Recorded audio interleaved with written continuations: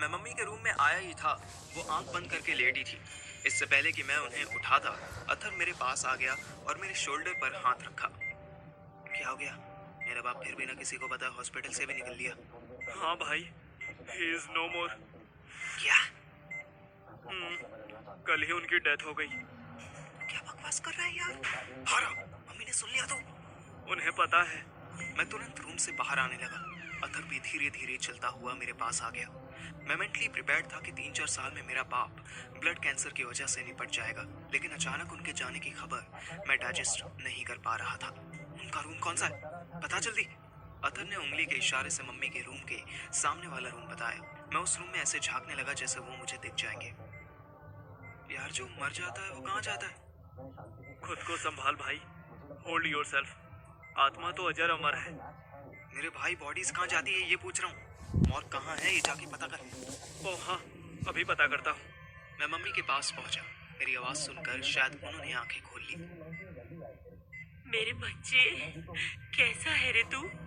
इतना कमजोर कैसे हो गया है? हाँ, कहाँ हुआ? बहुत टाइम बाद देख रहे हो ना आप, इसीलिए ऐसा लग रहा है। मम्मी की आंखों में आंसू आ गए। नहीं, मैं कह रही हूँ ना, वेट तो गिरा है तेरा।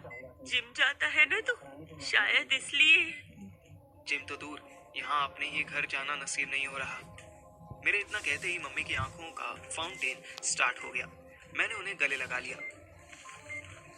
हाय मेरा बच्चा, तू कहाँ चला गया था रे? है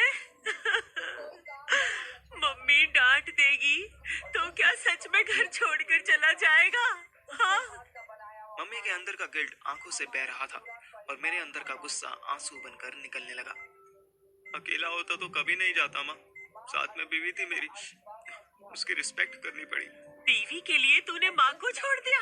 अरे यही सिखाया था मैंने तुझे। मैंने किसी को नहीं छोड़ा माँ, माँ ने मुझे छोड़ा। आप ये कह सकते हो कि मैंने बीवी का हाथ नहीं छोड़ा, तो वो भी मैंने घर से ही सीखा है। मेरे बाप ने दुनिया के हर आदमी, हर चीज को आपसे ऊपर रखा। आपको कभी प्रायोरिटी नहीं दी, आपको कभी रिस्पेक्ट नहीं दी, हमेशा आपको अकेला छोड़ा उन्होंने। इसीलिए मैंने डिसाइड कर लिया था कि जो बिहेवियर मेरी माँ के साथ हुआ है वो मैं सुहानी के साथ नहीं होने दूंगा। उसे कभी अकेला फील नहीं होने दूंगा। मम्मी के आंसू थोड़े कम हुए, वो मुझसे अलग हुई। मैंने उनका फेस पोंछा। हाँ हाँ, तू तू सही कह रहा है बेटा।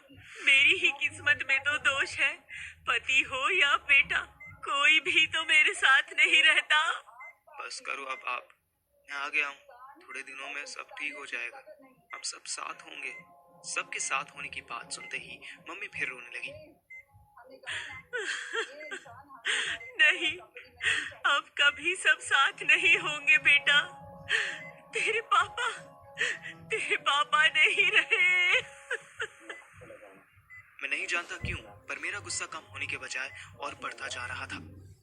हाँ, पता चला मुझे कि मिनिस्टर अशोक कुमार नहीं रहे। कोई बात नहीं, समाज उनको हमेशा याद रखेगा। एक थप्पड़ मारूंगी तुझे।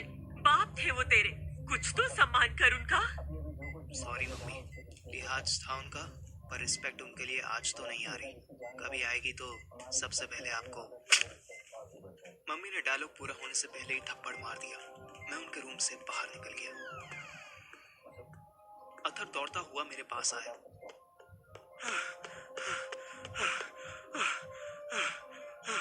भाई, बॉडी तो क्रीमेट हो गई।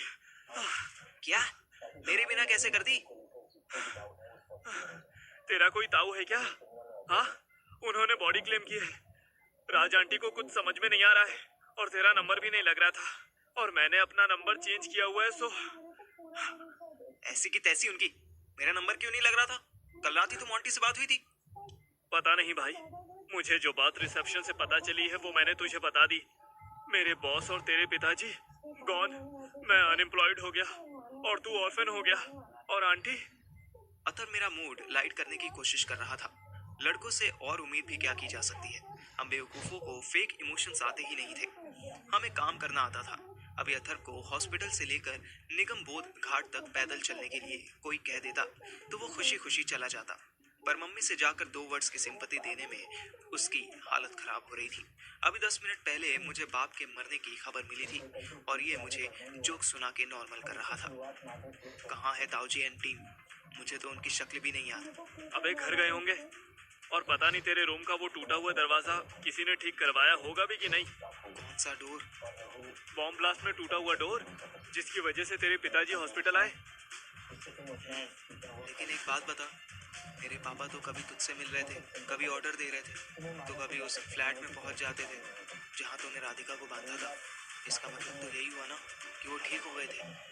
नहीं भाई, हॉस्पिटल स्टाफ भी तेरी मम्मी की तरह शिकायत कर रहा था कि तेरे पापा बिना किसी के नोटिस में आए हॉस्पिटल से भाग जाते थे और फिर लौट भी आते थे। मुझे लगता है कि उनको शायद आइडिया हो गया था कि उनका टाइम आ गया है। मेरा दिमाग बहुत सी बातें प्रोसेस नहीं कर पा रहा था। अगर वो इतने ही बीमार थे तो उन्होंने पर्ची पर लिखकर वापस क्यों बुलाया? वो डायरेक्ट वायरलेस भी तो कर सकते थे। फिर ताऊजी ने मेरे आने तक का वेट क्यों नहीं किया? चल घर चलते हैं, सबसे मिल के आते हैं। और आंटी, इनको क्या बोलेगा? एक काम कर, तू गाड़ी चला लेता ना तो तू यहीं मम्मी के पास रह। जब मम्मी सो जाए तो स्वीटी सुहानी को देखने चला जाइयो। मैं घर होके आता हूँ। भाई तू घर कैसे जाएगा? अभी दिल्ली में वो हरे पीले ऑटो चलने बंद हो गए। ओह हाँ, सॉरी। जा तू, टेंशन मत ले, मैं सब संभाल लूंगा। मैं स्ट्रेस की तरफ बढ़ा ही था कि अखर मम्मी के रूम के बाहर खड़ा होकर गहरी गहरी सांसें ले रहा था। ये लड़का मुझे तसल्ली दे रहा था कि सब ठीक हो जाएगा। मुझे नहीं पता था कि प्राइवेट हॉस्पिटल के बाहर ऑटो वाले रेडी खड़े रहते थे। मैं ऑटो में बैठा और सीधे अपने घर पहुंचा। ताऊजी घर के बाहर उस टिपिकल दरी पर बैठे थे जो टेंट वालों से रेंट पर खास डेथ होने के बाद मिलती थी। काली लाल दरी के ऊपर व्हाइट चादर बिछी थी। जिसने भी ये चादर बिछाई थी उसे कोई आइडिया नहीं था कि इन लोगों की लात लगने से ये चादर अपने आप रोल होकर दरी को नंगा कर देगी। बुद्ध बाजार से लिए गए चाइनीज स्पीकर पर बहुत स्लो वॉल्यूम में गायत्री मंत्र बज रहा था। स्पीकर के पीछे मिस्टर अशोक कुमार की फोटो लगी थी। उसके ऊपर गेंदे के फूल की माला पड़ी हुई थी। घर में मम्मी नहीं थी, इसलिए ताऊजी को अगरबत्ती स्टैंड नहीं मिला होगा, क्योंकि उन्होंने पुराने आलू में 4 अगरबत्तियां घुसाई हुई थी। मेरे पिताजी इस फोटो में भी सीरियस थे। ऐसा लग रहा था जैसे उनकी गुस्से वाली आंखें मुझसे पूछ रही हूँ कि तू फिर लेट क्यों आया? अगर तू आर्मी ज्वाइन कर लेता तो आज टाइम से आया होता। मैं टीवी सीरियल्स में देखकर सोचता था कि किसी की डेथ होने पर सब लोग वाइट कपड़े कहाँ से ले आते हैं। मेरी मम्मी तो मुझे कुछ भी वाइट नहीं पहनने देती। क्या डेथ होने के रिलेटिव शॉपिंग करने जाते होंगे? आज मेरे बाप की डेथ के बाद शोक मनाने के लिए बैठे 10 आदमियों और 4 लेडीज में सिर्फ 2 लोग ऐसे थे जो व्हाइट पहने थे। लेडीज तो फिर भी लाइट कलर की साड़ियों में थी, लेकिन आदमी ब्लू शर्ट से लेकर ब्लैक पैजामे तक में नजर आ रहे थे। कुछ तो मोबाइल में गेम भी खेल रहे थे। ऐसा लग रहा था कि इन बेचारों को सिर्फ दरी का किराया वसूल करने के लिए जबरदस्ती बिठाया गया था। मैं बिना जूते उतारे दरी पर चलते हुए घर जा रहा था कि अथर की मम्मी सुनीता आंटी की नजर मुझ पर पड़ गई। वो क्रीम कलर की साड़ी पहने बैठी हुई थी। वो तुरंत खड़ी हुई। कहाँ था तू बेटा?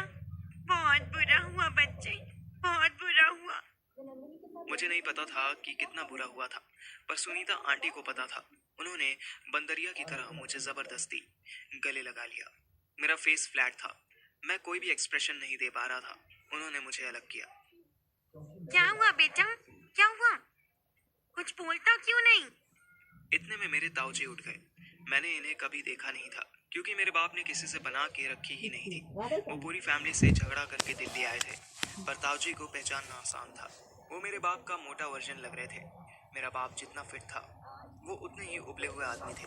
अब वो मुझे जबरदस्ती गले लगाने के लिए आ गए। लगता है बेचारे को सदमा लगा है बहन जी। रो ले बेटा, रो ले, हम हैं तेरे साथ। आप साथ तो हैं, पर आप हैं कौन? मैंने वही फ्लैट फेस बना के पूछा। अरे मुझे नहीं पहचान पाया? देखा नहीं ना कभी बेचारे ने। इसकी भी क्या गलती? मेरे भैया ने किसी से बना के ही ना रखी। मैं ताऊ हूँ बेटा, ताऊ। बड़े पापा बोला मुझे। ये देख तेरा भाई। जो 3 लड़के मोबाइल में गेम खेल रहे थे वो भी मेरे ताऊ के लड़के निकले। तीनों ताऊजी की सस्ती जेरोक्स कॉपी लग रहे थे। मेरा इंट्रोडक्शन होते ही जिसे देखो वो मुझे बहुत बुरा हुआ बेटा, सॉरी फॉर योर लॉस, हम तुम्हारे साथ हैं, अब मम्मी का ख्याल रखना, जैसे सीरियल वाले डायलॉग्स मार रहे थे। मैं इन सबको इग्नोर करके अपने घर में घुस गया। ये लोग ऑलरेडी डिसाइड कर चुके थे कि मुझे सदमा लगा है, इसलिए मैं कुछ भी बदतमीजी कर सकता था। मैं अपने रूम के बाहर 2 सेकंड से ज़्यादा नहीं रुक पाया, क्योंकि बॉम्ब ब्लास्ट की वजह से वो रूम कम और तंदूर का अंदर वाला पार्ट ज़्यादा लग रहा था। मैं अपने बाप के रूम में आ गया। मुझे बेड के साइड टेबल पर एक कार की जैसा डिवाइस पड़ा दिखाई दिया। उसमें 3 बटन्स बने हुए थे। मैंने उसे उठाया ही था कि मेरे पीछे कहीं से मेरे बाप की आवाज़ आई। पार्थिव, आ गए तुम?